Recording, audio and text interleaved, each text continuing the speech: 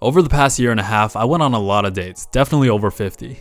And there was a bunch of reasons why. I wanted to get back in the dating game, I wanted to improve my conversation and speaking skills, I wanted to be more charismatic and charming, have more experiences and stories to tell, sharpen the blades, and on top of that, I knew in the back of my mind that this was gonna translate to speaking on camera and making videos. And of course, maybe a few hookups here and there. And through all of this, I learned a lot about first dates. So here's 5 of the most important things that I learned about first dates that I always tend to follow.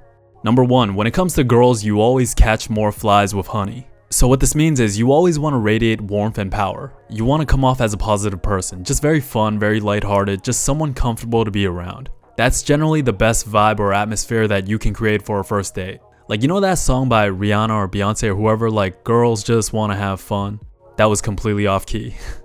But that actually is a very good general rule of thumb to follow, especially for a first date. Because she wants to have fun, she doesn't want to think or worry or stress or have to plan anything, and just kind of have everything feel very natural. And then after the date, she'll text her group chat like, oh my gosh, I feel like we just vibed and connected and everything just went so well and it felt so easy and comfortable and the energy. And meanwhile, she has like no idea that you're like working overtime in your brain to carry the conversation, plan the date, etc. Just try to remember the best vibe that you can create for her is by using honey, especially if you're trying to get laid, which you probably are. And also, quick side note, never talk politics with a girl, especially on a first date, because most likely they're moderate to liberal while most guys are moderate to conservative.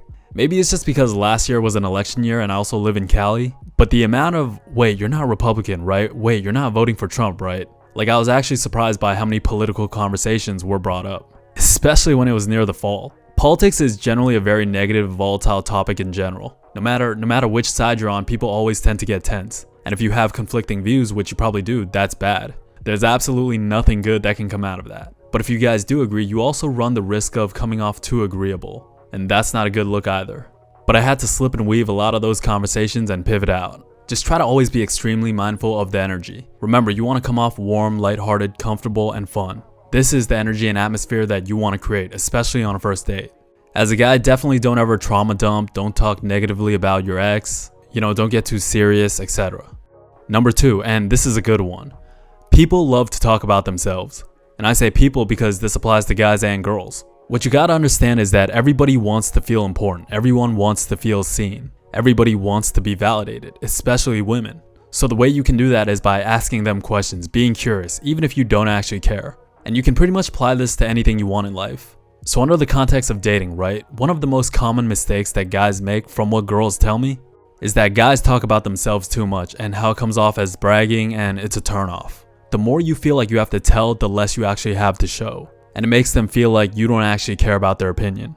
Even though I'm willing to bet that the reality is that's not actually the case. It's just that a lot of these guys are subconsciously trying to qualify themselves to the girl. So he doesn't realize that it's coming off as bragging when he keeps talking about himself. And the things that he's got going on. It's an insecurity thing. You want to keep the majority of the conversation on her because it can make her feel special. Just by being curious about her life and listening to her, being attentive, etc.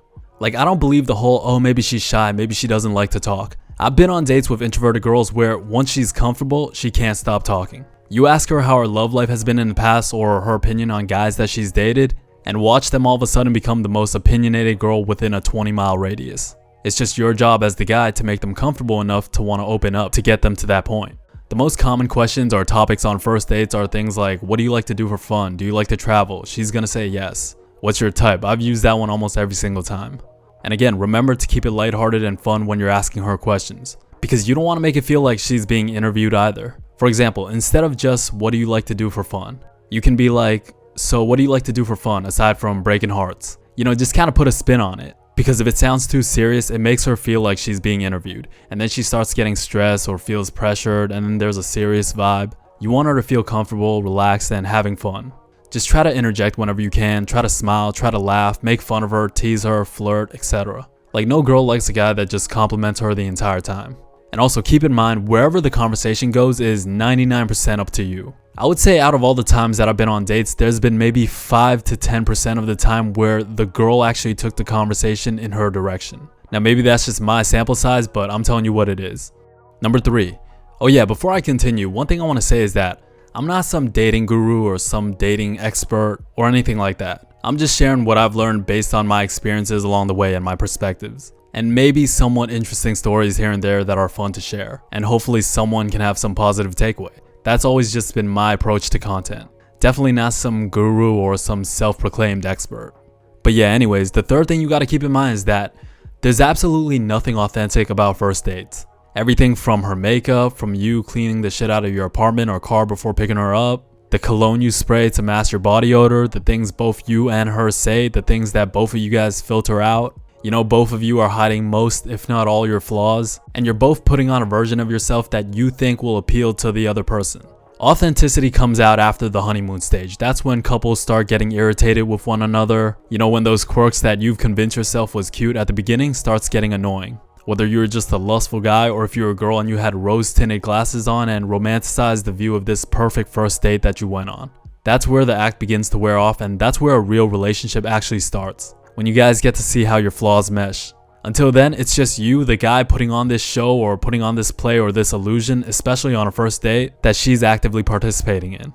And the reason why I say that is because she knows that you want to hook up with her, and you know that she knows you want to hook up with her. It's like 15 minutes after dinner and she's like, what are we gonna do now? And your knees are like shaking and you're like, you trying to go back to my place? Maybe we can just chill, listen to some vinyls. It's just that it's dependent on whether or not the illusion you put on was good enough or not that dictates where it goes. Maybe it was good enough to a point where she wanted to keep the night going and doesn't want it to end and goes back to your place. Maybe it was just good enough to get a makeout session in your car but not quite ready to go back to your place. Maybe it was just good enough to get a kiss at the end of the date. Or maybe it was bad enough to a point where she had to fake an excuse to leave early.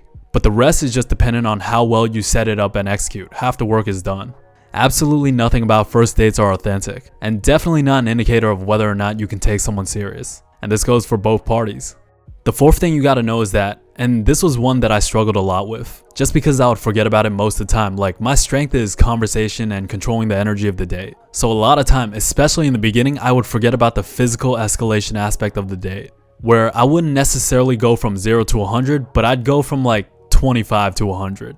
And this was a mistake that I made a lot in the beginning. Always try to keep in mind that there's gotta be some physical escalation. You know, you can't just go from no physical contact to trying to kiss her in the car after dinner.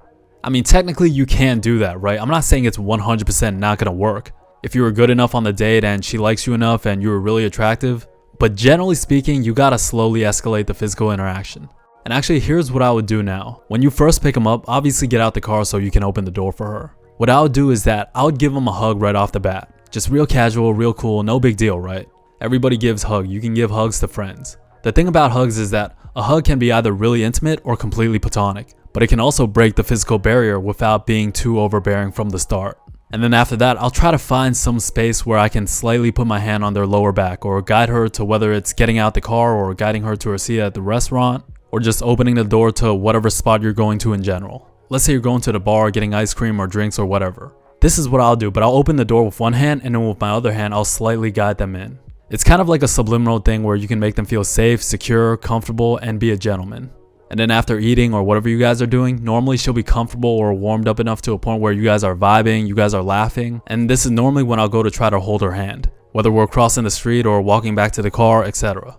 And again, it's circumstantial, right? It depends what you guys are doing. But after holding hands, you can look for a space to go in for a kiss. For me, something common I do is after we're done grabbing food, grabbing ice cream, a drink, or playing pool or whatever, right? We'll get back to the car, and instead of driving immediately, I'll just take a moment, I'll sit, I'll play my R&B playlist, which is another positive about being the guy, right? You're driving, you get to control where to go, the music, which has a massive impact on the vibes. But I'll put on my R&B playlist, and at this point, I've already held her hand. So she's in the passenger seat, and I'm in the driver's seat, right? I'll hold her hand again, in the car. And then I'll look at her, I'll smile, and I won't say anything. Depending on the current energy level, sometimes by her reaction, sometimes she'll smile back, she'll laugh, or be a little bit flustered. I'll either keep holding her hand and continue conversation, or I'll just go in for the kiss. Most of the times, I go in for the kiss.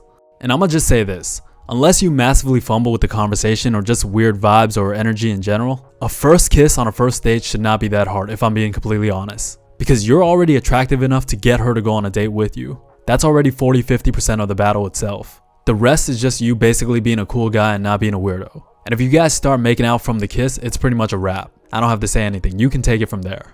And the last thing is that how the date goes is 99% predicated on you as the guy. Because you planned a date, you're picking her up, you're dictating when and where the locations are, you're most likely carrying the conversation itself, you control pretty much everything. She's most likely just putting on makeup and picking out an outfit and waiting to get picked up by you. The The girl does not plan a date, especially a first date. So what you gotta do is you gotta make sure you plan everything. When you're gonna pick her up, the time it's gonna take to drive to that spot, having set playlists, having a general idea of things to talk about, especially if she's boring. Make sure your place is clean, make sure your car is clean. You control pretty much all the factors on a date. Whether a date went well or not is heavily dependent on you as the guy. If it didn't go well, then there's 100% things to reflect on from your end. And if it did go well, then you can repeat those same things. There's always various points of the date that you can analyze on. Maybe it was going well and then there was a certain point that you said something that she didn't like. Maybe something changed the energy and complexion of the date. Maybe you were being too overbearing. Maybe you tried to physically escalate way too fast and maybe you came off too thirsty. Just try to remember, if you got her to go on a date with you in the first place, assuming that her intentions are genuine, she's already somewhat attracted to you. The rest is just up to you to execute. And this is an aspect of dates that I really like and why I associate it with sharpening your blades. Because you get to test your social skills and you can't hide behind anyone or anything. It's just you, her, and whatever your objective is. And how efficiently you're able to achieve that objective dictates your level of game. Anyways, hopefully you got some from that. These are just things that I've learned along the way that I try to keep in mind. I'm pretty much mostly out the game, but maybe I'll go on one here and there just because it's kind of like a muscle that you gotta exercise. If you don't exercise it, your blades are gonna become weak, your blades are gonna become dull, your muscles are gonna become weak. And my greatest fear is coming across a girl that I really like and being completely unprepared. So yeah, anyways, hopefully you got some from that. Thank you for listening. I love you. I appreciate you. And with that said, make sure you stay true and I'll talk to you real soon. Peace.